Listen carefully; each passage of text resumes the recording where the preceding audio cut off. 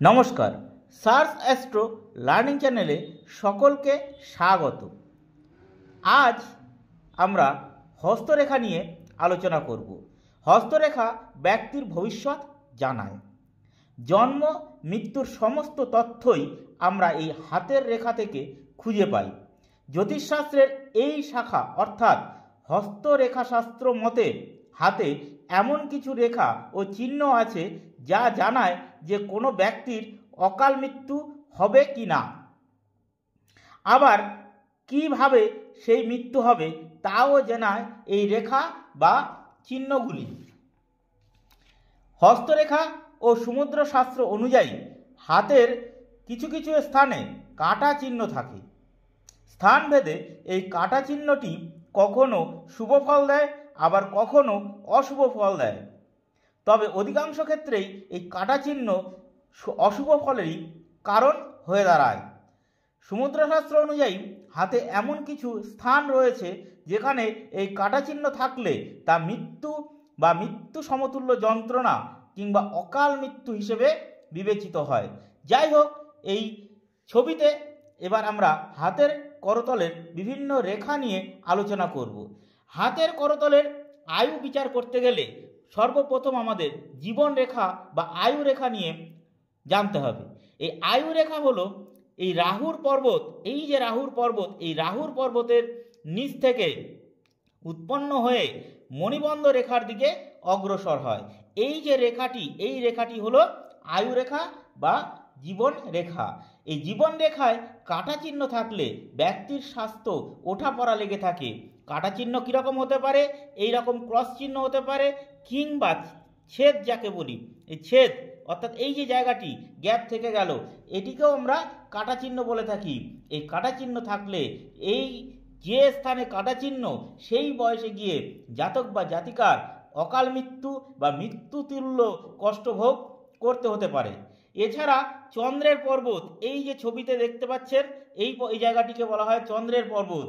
এই চন্দ্রের পর্বতে কাটা চিহ্ন অত্যন্ত অশুভ কারণ হিসাবে দাঁড়ায়। এই চন্দ্রের পর্বতে কাটা চিহ্ন থাকলে জাতক বা জাতিকার পুকুর, নদী, সমুদ্র, সোজা কথায় বলতে গেলে জল থেকে সর্বদা সতর্ক থাকবেন বা সতর্কতা অবলম্বন করবেন, কারণ এই ক্ষেত্রে জলে ডুবে মৃত্যুর আশঙ্কা থেকে যায়। শনির পর্বতে কাটা চিহ্ন থাকলে তাও কিন্তু অত্যন্ত অশুভ বলে বিবেচিত হয়। এই যে এরিয়াটুকু দেখতে পাচ্ছেন, এটি হলো শনির পর্বত।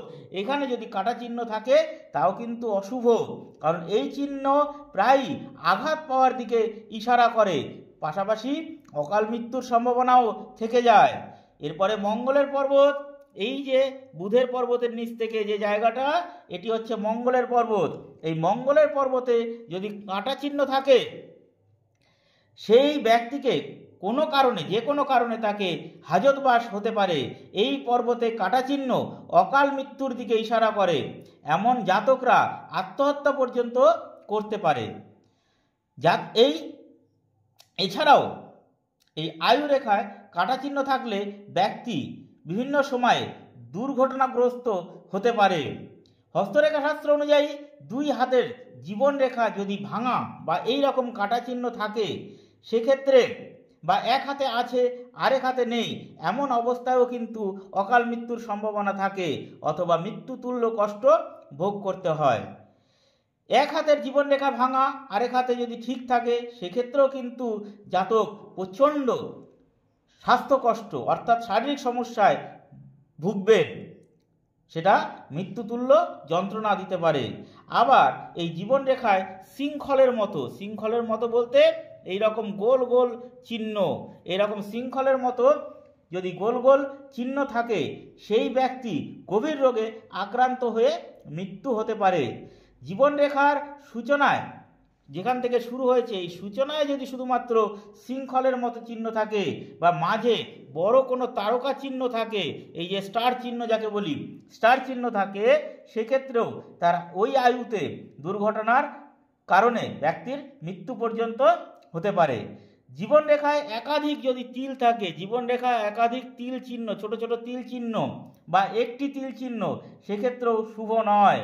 এমনকি ওই ব্যক্তি বারংবার রোগাগ্রস্ত হয়ে পড়তে পারেন এবং কিডনির সমস্যায় তার মৃত্যুর কারণ হতে পারে। এছাড়াও এই শুক্রের পর্বত, এই বিদ্যাঙ্গুষ্ঠের নিচে যে অংশ, এটি হচ্ছে শুক্রের পর্বত। এই শুক্রের পর্বত থেকে কোনো রেখা জীবন রেখাকে যদি ক্রস করে, কেটে দেয়, সেক্ষেত্রে জাতকের ওই আয়ুতে যৌন রোগে আক্রান্ত হবেন এবং আক্রান্ত হয়ে যৌন রোগের কারণে তার মৃত্যু পর্যন্ত হতে পারে। যাই হোক, হাতের করতলে আয়ু নিয়ে বা বিভিন্ন রোগ ভোগ নিয়ে আলোচনা আজ এ পর্যন্তই। সকলে ভালো থাকবেন, সুস্থ থাকবেন। ধন্যবাদ।